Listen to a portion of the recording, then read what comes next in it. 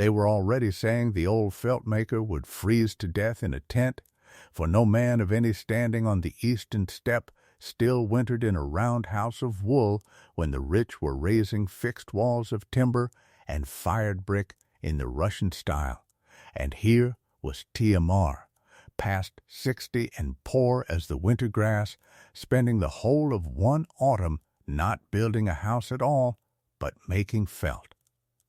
Shearing and layering great blankets of matted sheep's wool and rolling them behind a horse over the ground day upon day, to hang on a lattice of willow he could fold up and carry away on the back of a single ox. In the autumn of 1890, in a wintering valley called Sharga, a bend of a frozen river on the eastern Khalkha steppe of Mongolia, Tömör raised his gur the way his mother's mother had raised hers, a low, round, wool-walled house a man could strike in an hour and set down again a valley away. While all around him the men who had grown fat trading with the border firms chuckled at him for a beggar too backward to build a proper wall, what none of them troubled to remember. And what the killing winter to come would teach them at a terrible price to their herds was that his people had crossed 1,000 years of the world's hardest winters in exactly that round felt house, and that the thing they had lately taught themselves to call poverty was the single most perfect answer to a steppe winter that anyone had ever devised. He had come to that valley carrying an old knowledge and very little else. He was a broad, weather-dark, deliberate man of past 60, born on that same eastern steppe in a felt house like the one he now raised, and he had spent the whole of his long life inside the round wool walls and the wind that leaned on them. He had been a herdsman all his years, and, in the slack of the seasons, the best felt maker in the district, as his mother had been before him, for the making of felt is women's high craft on the steppe, and Tömör had learned it at her side and never let it go, so that he knew the rolling and the beating and the layering of wool in his two hands the way other men knew their own names.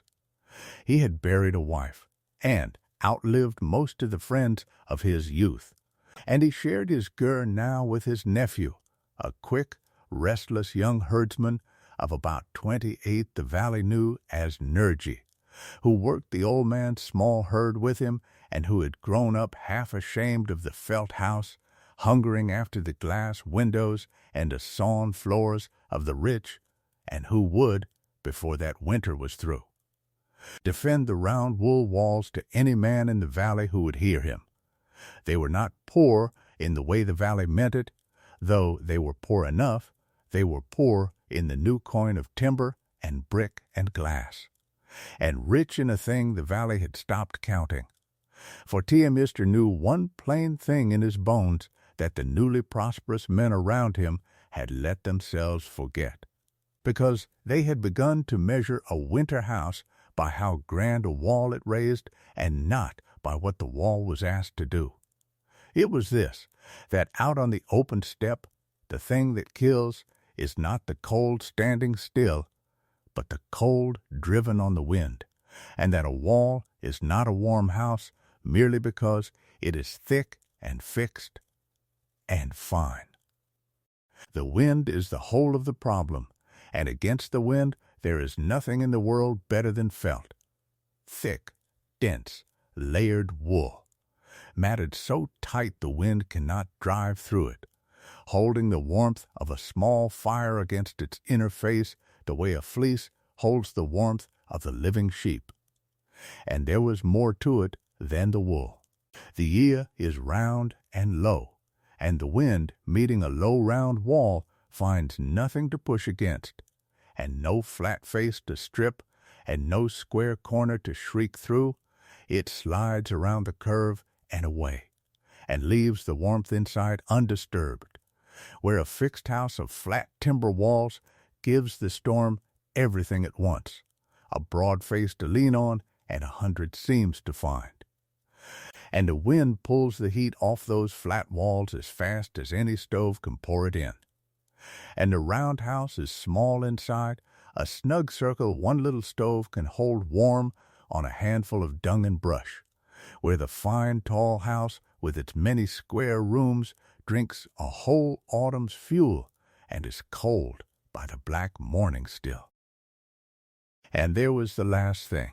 the best of all, the thing the fixed house men had traded away without knowing the price. The felt house can be struck in an hour and carried on an ox,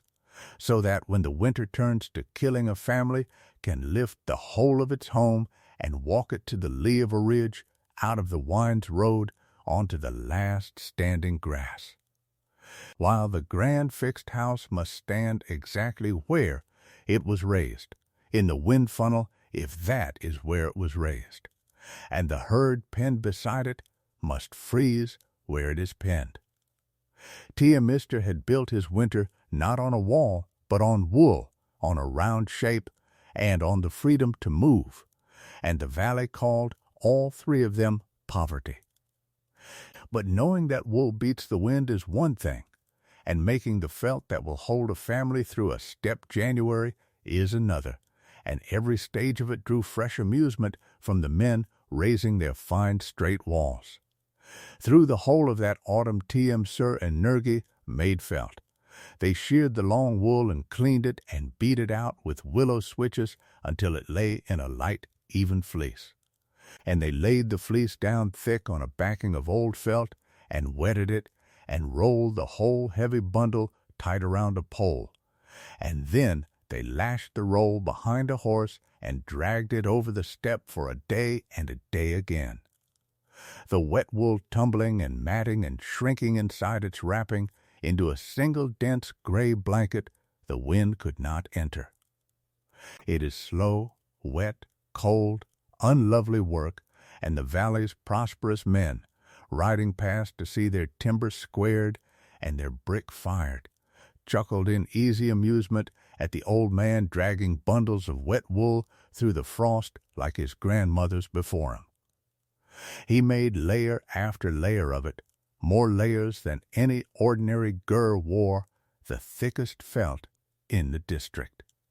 And while the wool cured, he raised the frame, the round willow lattice that folds like a fan and opens to make the wall, the ring of slender roof poles lifting to a painted wooden crown at the peak, the low wooden door set to the south away from the north wind. He hung the heavy felts over the lattice 2 and 3 deep, and a fine outer cover over those, and lashed a rope girdle around the whole round wall against the wind's lifting, and tucked and weighted the felt skirt tight to the ground so no draught could creep under, and set his small iron stove in the center under the crown with its pipe run up through the smoke hole. And when it was done it stood low and round and unremarkable on the flat, a gray wool dome no higher than a man could reach, beside which the rich men's rising houses looked like the future itself, and it was exactly that, its lowness and its roundness and its plain gray wool, that fixed the valley's judgment of him past changing. The amusement had a leader, and his name was Sanj. Sanj was the man the valley reckoned had done everything right. He had begun with a middling herd and a sharp eye, and had grown prosperous trading livestock and lending against them to the Chinese firms at the frontier.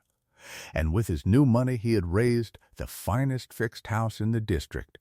a tall square house of sawn timber and fired brick with real glass in its windows and a plank floor,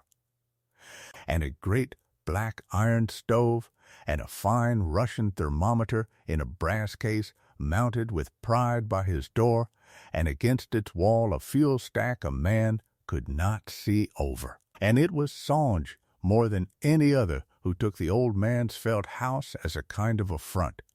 for it stood on the flat as a plain daily reminder that a man could winter on the steppe without buying a single thing that Sanj now dealt in. No timber, no brick, no glass, no great store of fuel, and get through the cold on wool he made himself, and a fire the size of a hat. that a man should winter in that country and buy nothing struck Singe as backward and, worse, as a bad example, and he made a show of the joke to every man who came to warm himself at his fine stove. The old felt maker was too poor and too backward for a wall, he would say, so he had sewn himself a bag of wool to hide in. The first real blow would flatten it and roll him across the steppe like tumbleweed, and then the old man would come begging a corner of a real house and a stick of fuel, and any man of sense built in timber and brick now. The way the Russians did, the way the rich did. And the men, warming their hands at his stove, would chuckle in comfortable agreement, and it went round the valley. The old beggar at Sharga, who would freeze in his bag of wool before the deep of the winter. The strangest part of it, and the part Tömör could never make them feel, was that the proof of the whole thing was not some notion of his own, but the settled practice of the entire steppe world, and every ancestor who had crossed it, and the valley looked straight past it only because it had lately taught itself to be ashamed of exactly that inheritance. From the edge of China across the whole vast sweep of Mongolia and out into the cold heart of Inner Asia, uncounted generations of herding people had wintered in the round, felt house and no other, in a country whose winters had killed more armies than any general, and had come through for more centuries than the valley could number. It was not a gamble and not a poor man's makeshift. It was simply how a whole world of herders had kept itself and its animals alive through the killing cold since before there were any fixed houses at all. But the money had come to the frontier, and with the money the fashion, and the fashion set a man of standing raised a fixed wall like the traders across the border, and put away the felt house as his grandmother's poverty, and so the plainest and most tested winter shelter on the whole steppe had come to look, in that one valley, in that one prosperous season, like the mark of a man who had failed. Tömör tried once or twice in his few slow words to say that the whole steppe had wintered this way since the beginning and lived. And the men heard the words and let them go, and went back to squaring their timber and stacking their fuel, and chuckled at the one old man at Sharga who was doing the most ordinary thing in the world his people had ever done. Tömör let them chuckle, for a valley busy laughing leaves an old man in peace, and there was a winter to make ready for. Through the shortening days he and Nergi worked the small herd and finished the felts, and slowly the young man came round to the round house. For it is hard to keep being ashamed of a thing you sleep warm inside every night while the wind rises on the flat. They banked the felt skirt and hung a curtain inside the low door against the draught, and set the beds around the wall and the small stove in the middle, and made the round wool house, for all that the rich chuckled at it, a place a man was glad to duck into out of the dark. And the daily truth of it was the whole secret working in plain sight, had any of the amused men cared to look. There was almost no fuel burned, only the small stove lit to cook and to take the edge off the morning and the evening, a few handfuls of dried dung and brush, because a round wool house the wind cannot enter needs next to nothing to stay warm once it is warm. While every fixed house in the valley was feeding its tall iron stove by the armful all the waking day and banking it high against the night. Tömör laid in a fuel store so small the neighbors took it for the plainest proof yet that the old man did not grasp the winter he lived in. A modest heap of dung cake and brushwood, a fraction of the least stack in the valley, because a house built of wool and roundness asks for a fire only the size of a hat. The prosperous men who rode past and saw the low gray dome and the little fuel heap were surer than ever that the old beggar would be frozen out or begging before the turn of the year. By the first hard blow of the winter, Tiamandia got his first true proof, though he was near the only man who marked it for what it was. A savage wind came down one night off the north, the first real one of the season. A driving cold that searched the flat like a live thing and leaned all its weight on every wall in the valley. In the gray of the morning, the fixed houses were miserable. The tall, fine walls, for all their timber and brick, stood four square in the wine's road and let it strip the warmth off them as fast as the stoves could make it. And it found the seams where the green timber had shrunk and whistled thin and cold through the fine rooms, and the great iron stoves, fed high till the men could no longer keep their eyes open, had burned down in the small hours. And the moment the fire failed, the wind-chilled walls gave nothing back, so that the grand houses that had glowed warm at supper stood by dawn nearly as bitter as the open steppe, and their people rose stiff and grumbling to build the fires again with hands that would hardly close. That was the plain price of the fine fixed wall in a real steppe blow, and every fixed house in the valley paid something of it that morning. Tiaminter and Nergi did not. They woke in the round wool house to a warmth that had scarcely stirred, the low felt walls having turned the whole night's wind aside and held the small stove's heat close about the beds. And when the blow held on into the day and began to funnel hard down their stretch of the flat,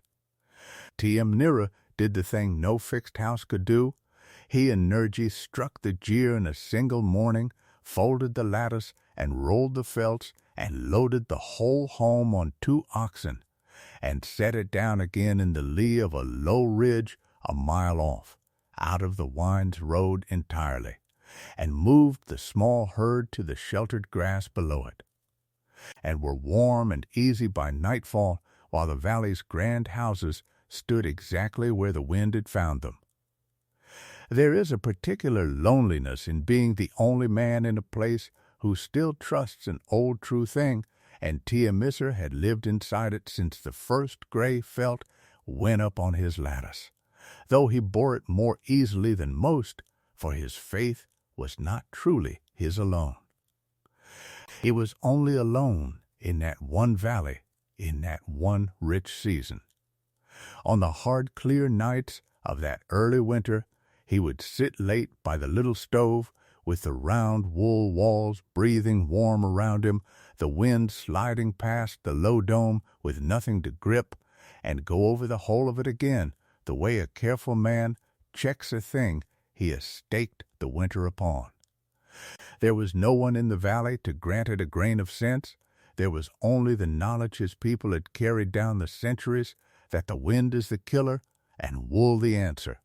that a round low wall gives the storm nothing to hold, that a small warm circle is worth more than a grand cold hall, that the house which can move to the shelter will outlive the house that must stand and take thee. Blow, and on the cold nights that knowledge was the only voice in Sharga that agreed with him. Every man he could speak to now believed the loud and shining thing, that safety lay in the biggest and most fixed and most costly wall a man could raise.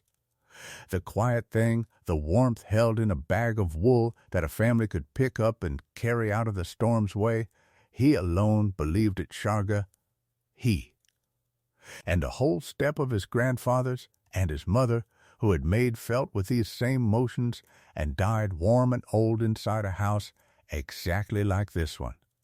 He had chosen long ago which of the two he would trust when the winter came to settle the question, and he trusted it now, and slept warm on it while the wind hunted the flat outside. The killing winter came in January, and it came as the steppe's own particular death, the Zud, the winter that kills the herds. It did not come as a single storm and pass. It came as a wind that rose and would not fall, day after day after day, a screaming ground blizzard that drove the fallen snow flat across the flat in a blinding white smoke and packed it to iron and sealed the last grass away under a lid of wind-glazed ice, so that the animals could neither reach the grass beneath nor stand against the cold above. For 14 days that wind-driven killing cold lay on the eastern steppe and did not lift, deepening. At every dawn, the air a solid roar of blowing snow, the light going to a flat white blindness with no sky and no horizon in it, and the whole district shut down into itself and simply tried to live. Sengji's fine Russian thermometer, mounted so proudly by his fine door, fell past 30 below and past 40, and on the worst of those black roaring mornings, a man could scarcely wipe the driven ice from its glass long enough to read it at 54 degrees below zero, and the wind on top of that made a figure no thermometer could show. Colder than the oldest man in the valley had ever known the steppe to go, in a country that was learning, hour by screaming hour, exactly what its fine fixed walls and its penned herds were truly worth. 54 below, and a wind on top of it that never stopped. At such a cold, driven on such a wind, the whole comfortable arithmetic of the fine house came apart. The fixed timber and brick walls the valley had been so proud of stood square in the full weight of that wind and let it tear the warmth off them faster than any stove alive could pour it back, and the driven cold found every shrunken seam and every fine glass window and drove straight through into the grand rooms, no matter how the iron stoves were stoked, and no fuel stack, however high a man had built it in the golden autumn, stood tall enough when the stove must roar day and night merely to keep one room of a big house short of freezing. The prosperous men gave up their fine upstairs rooms to the frost and crowded their households into one back room around the stove, and sat up in shifts through the endless roaring nights to feed it, and watched their great fuel stacks go down with a growing and private dread. And out in the pens beside the fine houses, where the herd stood roped and folded because a fixed house cannot move, and its animals must stand where they are put, the wind did the thing a zud is named for. It stood the animals in the open blast with no lee to find and no grass to reach. And one bitter dawn after another the valley's penned herds were fewer, while the men who owned them could only crowd by their stoves and listen to the wind blow. More than one grand fixed house came very near, in those 14 roaring days, to being no shelter at all for the people who had raised it so proudly and laughed from its fine door at the old man in the wool. Out in the lee of the low ridge a mile from the valley's fine houses, in the round felt house the whole district had chuckled at, Tömör and Nergi were warm. They were not merely getting through it, they were warm, plainly, steadily, undeniably warm, and they held so through the first roaring day of the great Zud, and a second, and a third, and did not fail. Tömör had read the sky, and the first hard blows aright, and had moved before the worst of it, struck the gear, and carried it into the deep lee of the ridge, where the wind broke over the top and left a pocket of stiller air below, and set the low round house down with its door away from the blast, and moved his small herd into the shelter of the ridge and a crescent windbreak of stone and piled felt. Where the animals could stand out of the wind and paw at grass, the storm had not sealed, and there the round wool house did exactly what 1,000 years of steppe winters had built it to do. The wind that was tearing the warmth off the flat fixed walls a mile away found only the low gray dome and slid around it and away. The thick layered felt held the small stove's heat close about the circle of beds and gave the wind nothing to drive through, and the little iron stove, in so snug and round and windproof a space, needed only its handfuls of dung and brush to keep the whole home warm as a spring day. While the valley sat up in shifts, feeding roaring stoves and losing. The two men in the felt house slept whole nights through, and their small heap of fuel went down so slowly it was scarcely worth the name of burning. Tömör had carried a small brass thermometer for years, bought long ago from a trader on one of his journeys to the frontier, and he had hung it on the willow lattice at the height of a sleeping man's head. On the worst black morning of the whole 14-day siege, the morning Sanji's fine glass down at his fine door stood at 54 below. Tömör woke in the round, warm dark and looked at it. The needle on the lattice stood at 62 degrees above zero. 62 above, warm as a mild spring afternoon, inside a house of wool and willow, with a wind outside that stood the thermometer at 54 below and drove it lower than any glass could tell. A gulf of 116 degrees held across nothing in this world but a few thicknesses of hand, rolled sheep's wool, and the good round shape of the wall, and an old man's willingness to pick up his home and carry it out of the wine's road. The small stove ticked low, near out, a handful of embers holding a whole spring's worth of warmth in the wool around him, and Nergi slept easy at his side, no nearer to the killing cold than he had been in September, and the little herd stood alive in the lee below. Tömör looked a while at the needle, then laid the flat of his old hand against the warm inner, felt the way he had done every hard morning of the life that mattered, and rose to build up the little fire enough to boil the morning tea. Down among the valley's fine houses, the reckoning had come to Sanj. His tall, proud house of sawn timber and fired brick drank its fuel stack at 54 below and a wind the way a big square thing in the wind's full road must, and by the 11th day of the Zud, with the fine upstairs long since surrendered to the frost, and his household crowded, shivering into the one back room, and his own great stack burned frighteningly low, and his penned herd thin too. Almost nothing in the blast, the prosperous man made a poor morning's judgment. He wrapped himself and set out on foot into the roaring white to reach a neighbor who was said to have fuel still. A walk of no distance at all that he had made 100 times in fair weather. But a man's judgment is a poor guide in a Zud,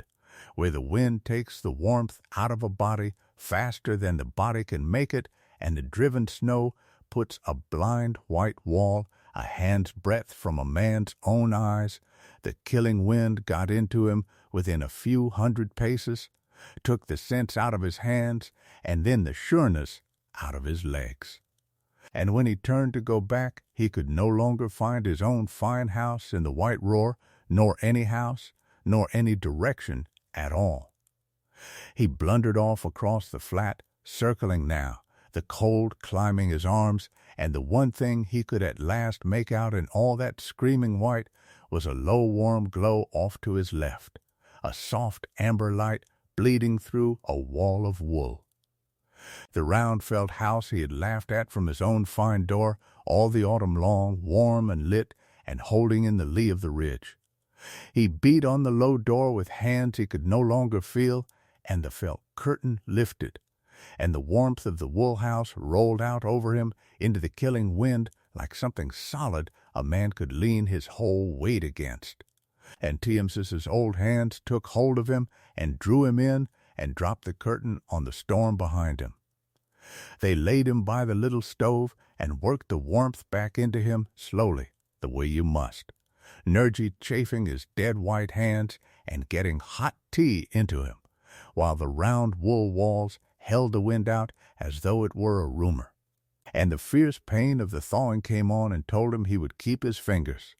And it was while he sat there, wrapped warm in a house of wool, with the worst Zud in memory, screaming a hand's breadth away on the far side of the veldt, that Senior looked about him for the great roaring iron stove that surely must be making such a heat, and found none. There was only the small stove in the middle of the floor, no bigger than a bucket, its handful of embers all but dark, and around it the round gray wall of wool, breathing warm, holding 62 above against 54 below, and a killing wind on a fire he could have carried in his 2 hands. He put his aching palm flat against the inner felt beside him and felt the steady, wind-proof warmth of it, and he was quiet a long while, a loud man gone wholly silent, understanding at last exactly what it was he had been laughing at through the autumn. "There is no fire in it," he said at last, low, as if it were a thing he could not make sit right in his head. "You are keeping warm at 54 below and a wind, an old man and his nephew and a herd, on a bag of wool and a fistful of dung, and I have burned a whole house of fuel and buried my herd in the pen behind a wall." T.M. Mister told him only that the wool turns the wind and the round wall gives the storm nothing to hold, and that his mother had died warm and old in a house no better than this one, and Sinji, with the painful heat coming back into his hands, said lower still that he had been a loud fool about the old man and the felt house alike, and had said things from his own fine door he had no business ever to have said. And Tömör, who had no gloating anywhere in him, told him to move nearer the warm wall, for there was warmth in the wool enough for a rich fool as well as for a poor wise one. He kept Singe in the roundhouse through the worst of it and sent him home in a lull 3 days on, roped to Nerji's arm with a heated stone wrapped in felt inside his coat, and before the great Zud broke, 2 herding families from a wind raked stretched down the flat fought their way to the felt house on the word that there was warmth and shelter in the lee of the ridge, and the round wool walls that had been raised for 2 men held them all, and stayed warm through the whole of it on the same handfuls of fuel, because the warmth was not in any great blaze that could be burned down, but in the wool and the round shape and the good lee which gave the killing wind nothing to take. When the Zud at last blew itself out on the 15th day, and a low hard sun came up over a white and beaten steppe, the people who came out of T.M.'s felt house came out warm and whole, and every one of them alive, their animals alive in the lee below, into a valley that had frozen behind its fine walls and burned its fuel stacks down to dust and lost the better part of its penned herds to the wind, and the prosperous men of Sharga did not laugh about the bag of wool any more, Singe least of all. He went back to his fine cold house a changed man, and in the spring, quietly, with no one by to see him do it, he came out to the round felt house and asked the old man to show him how the wool was rolled and layered, and how the lattice was set, and how a home was struck and moved, and Tömör showed him the whole of it, as his own mother had shown him on that same step 60 winters before. A few of the poorer families of the valley, the ones who had come nearest to ruin behind their fashionable walls, made felt again that summer and raised round houses of their own, and blessed the old craft ever after. Most did not, for a man's pride in the grandness of his wall runs deeper, very often, than his memory of one bad winter. But the story of that January, the 14 days of the killing wind and the 54 below,